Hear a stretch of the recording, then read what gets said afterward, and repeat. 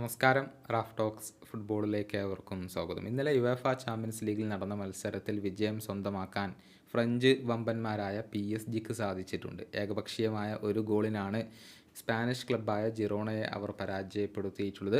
മത്സരത്തിൻ്റെ അവസാനത്തിൽ ജിറോണയുടെ goal keeper self goal വഴങ്ങുകയായിരുന്നു. മത്സരത്തിൽ ഉടനീളം PSG തന്നെയാണ് ആധിപത്യം പുലർത്തിയിട്ടുള്ളത്. പക്ഷേ ഗോളുകൾ നേടാൻ അവർ കഷ്ടപ്പെടുകയായിരുന്നു. ഏതായാലും 3 പോയിന്റുകൾ നേടിക്കൊണ്ട് ചാമ്പ്യൻസ് ലീഗിന് തുടക്കം കുറിക്കാൻ ഇപ്പോൾ PSG കഴിഞ്ഞിട്ടുണ്ട്. എന്നാൽ യുവേഫ ചാമ്പ്യൻസ് ലീഗിൻ്റെ പുതിയ ഫോർമാറ്റിനെതിരെ വിമർശനങ്ങൾ ഉന്നയിച്ചുകൊണ്ട് രംഗത്ത് വന്നിരിക്കുകയാണ് അവരുടെ പരിശീലകനായ ലൂയിസ് എൻറിക്കെ.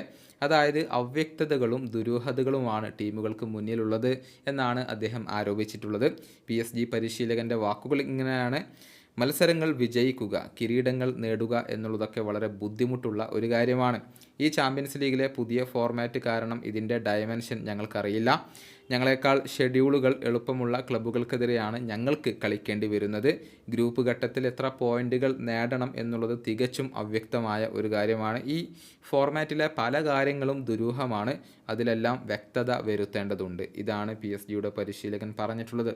വളരെ ബുദ്ധിമുട്ടേറിയ ഒരു ഗ്രൂപ്പ് ഘട്ടമാണ് PSG ഇത്തവണ കാത്തിരിക്കുന്നത്. വമ്പന്മാരായ മാഞ്ചസ്റ്റർ സിറ്റി, ബയേൺ മ്യൂണിക്ക് എന്നിവരെ PSG നേരിടേണ്ടി വരുന്നുണ്ട്. അതുകൂടാതെ അത്ലറ്റിക്കോ മാഡ്രിഡും ആഴ്സണലും ഒക്കെ അവരുടെ എതിരാളികളായി കൊണ്ട് വരുന്നുണ്ട് എന്നുള്ളതാണ്. ചുരുക്കത്തിൽ പ്രീ ക്വാർട്ടർ യോഗ്യത നേടുക എന്നുള്ളത് തന്നെ PSG സംബന്ധിച്ചിടത്തോളം വളരെയധികം ബുദ്ധിമുട്ടുള്ള ഒരു കാര്യമാണ്.